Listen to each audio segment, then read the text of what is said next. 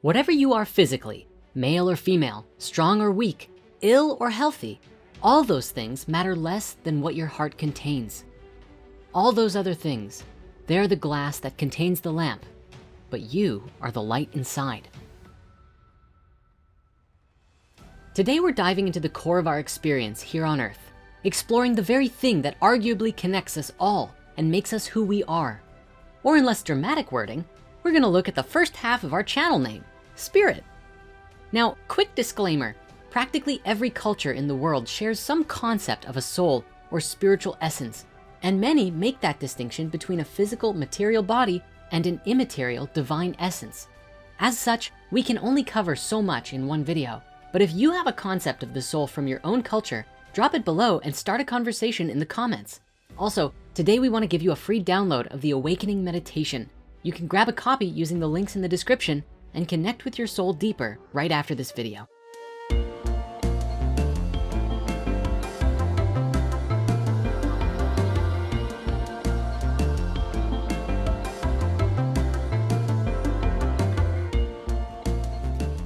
So, the soul, huh? That thing that basically every culture shares some understanding of and yet isn't considered real by mainstream science. Everyone has talked about it at some point, from ancient philosophers to Instagram gurus, and most of us have probably some idea of what it is. Even scientists have used the term soul, metaphorically at least, to describe the essential nature of a subject. But what is it, really? What does it look like? Does it float around like a ghost on Halloween? Is it something inside of our bodies, around us, or off somewhere else? And what about our own depiction from the balance card in Patch Tarot? If you've ever asked anything like this, then you're actually thinking in line with some of the greatest philosophers of antiquity. In the Western world, our understanding comes mostly from the Greek mystery schools. The soul, known in Greek as psyche, is the immaterial essence of ourself and is the force behind everything from reason and logic, character, feeling, consciousness, memory, and even perception. For the most part, the Greeks used the word ensouled to represent the concept of being alive, indicating that the earliest surviving Western philosophical view of the self believed that the soul gave the body life. This idea is echoed in the Greek and Latin words for it as well, with the Latin anima meaning breath, while the Greek word psyche comes from a verb meaning to cool or blow associated with wind. This is literally the etymology today. The root of the word spirit is breath.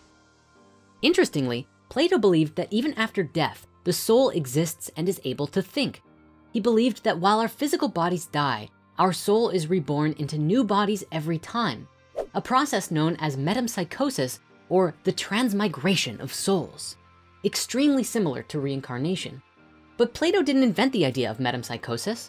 Actually, the earliest Greek philosopher to talk about it was Pherecydes of Syros around 543 BC, but it actually was popularized by Pythagoras, who created societies and schools to teach it. In the pre-Pythagorean teachings, the soul was present but lifeless and simply returned to the other world and had no hope of reincarnation.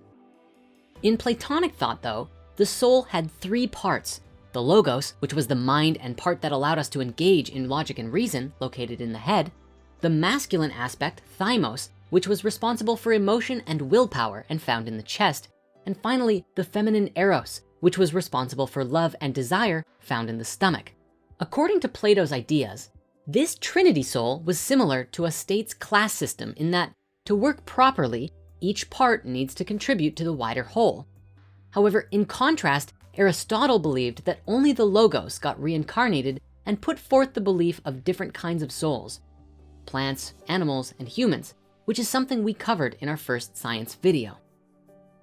Now, we don't really know how this westernized reincarnation idea came about in Greece, since Pythagoras likely didn't get it from Egypt, but some historians have argued that it has its roots in Orphic tradition. You know, that story of the guy with the harp going down into the underworld to bring back his dead girlfriend. You see, Orpheus is said to have taught that the soul continues its journey after death, alternating between a separate, untethered existence and a fresh reincarnation, which is what laid the groundwork for the later Eleusinian mysteries. Amazingly, during the Roman conquests of Gaul later on, both Polyhistor and Julius Caesar noticed that the Celtic Druids had an extremely similar belief about the soul in Europe, stating that The Pythagorean doctrine prevails among the Gauls' teachings that souls are immortal and that after a fixed number of years, they will enter into another body, with Caesar even arguing that the main object of all education, among the Druids at least, is to imbue their scholars with the firm belief in the indestructibility of the human soul, which, according to their belief, merely passes at death from one tenement to another. Naturally, scholars argue that such similar beliefs are a descendant of Proto-Indo-European religious thought, but that's a whole video on its own. But what of other cultures? Well, let's take a trip to the desert. Throughout their history, Egyptians believed that there were 9 or so different parts to the human soul. First, you had the Chet, the physical body, translating as the sum of bodily parts. Chet was super important to allow the soul to incarnate and have intelligence, as well as be judged by Anubis upon death, which is why they placed such a big emphasis on preserving the body. Before a person could be judged by the gods, they had to be awakened through a series of spells designed to reanimate them, something called the opening of the mouth ceremony. If this process was completed, then the Sa would be created, which was kind of like a spiritual body double like you see in Doctor Strange. The Sa was what allowed you to interact with the Duat or astral and talk to the gods. However, it also had a negative aspect and was the part of the soul that could come back to haunt people if they got screwed over in life. Another major part was the heart, known in Egyptian as the Ib. Depending on the school, they often believed that the heart was the seat of emotion, thought, willpower, and intention. Something that is super cool, a lot of Egyptian words and phrases incorporate the word Ib. For instance, in the teachings of Ptahhotep, there is a line often translated as, "Do not vent your anger," but more literally the translation would be, "Do not wash your heart."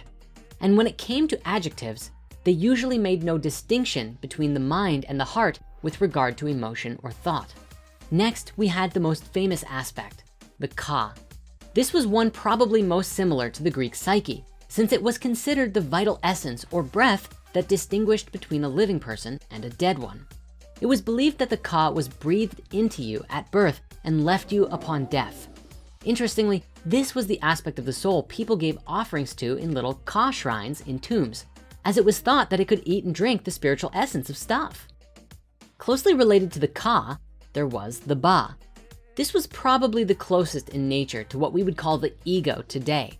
It made up everything that made us an individual and unique, such as our self-identity and individuality.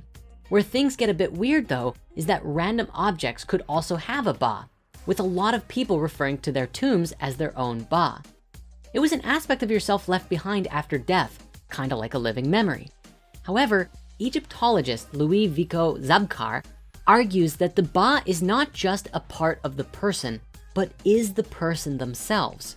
Funnily enough, when it's used in the plural, Ba'u, it meant reputation or power. Oh, it was also depicted as a U-headed bird.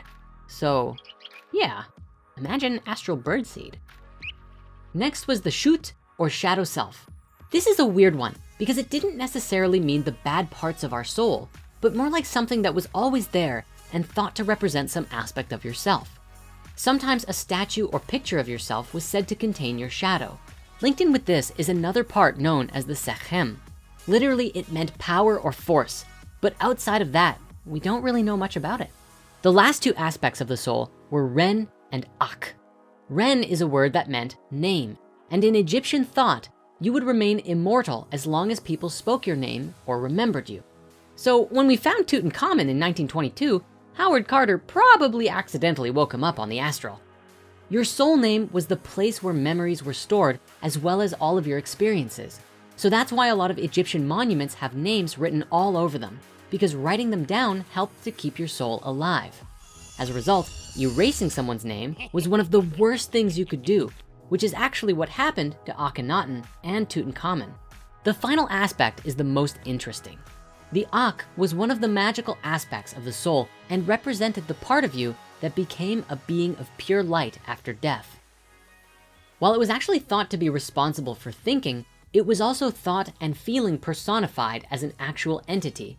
And as a result, it would only emerge once the Ka and Ba, the other aspects of your soul, came together and were unified into a complete whole after completing their journey. Naturally, there's so much more to Egyptian philosophy, so we encourage you to look into it yourself. If we continue our journey into ancient traditions and head further east for a moment, we find a similar idea of multiple souls in Chinese traditional religions. In Chinese myth, an individual was said to have a cloud soul and a white soul.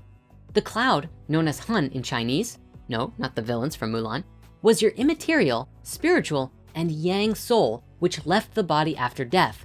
But the white soul, the Po, was your physical yin self. In Taoism, there's sometimes a belief that we had 3 Han souls and 7 Po souls. We actually find a similar idea to Plato and Aristotle in that the Han controlled our intellect and reasoning, whereas the Po was our animalistic soul that controlled our physical growth. While the Han looked similar to us with a body, the Po was said to be a disc shaped like the moon. In fact, one of the main goals of Taoist alchemy was to return the Han and Po back to the body, standing on the belief that in most cases, the Po, our physical desires, controlled the Han, our true spiritual self, which led to decay and death eventually. However, through breath and alchemy, we could reverse the respective roles so that our true soul could control our physical self, which is what led to immortality. Now, we've also covered the discussion of the soul in Buddhism before in our episode about the ego, so we won't go much into it here. But essentially, in contrast to Vedic and Hindu traditions that believed we had a true higher self that stayed with us throughout our lifetimes, known as the Atman, many early Buddhist schools adopted the philosophy of anatta, a non-self teaching, a belief that there is no unchanging, permanent self, soul, or essence in anything.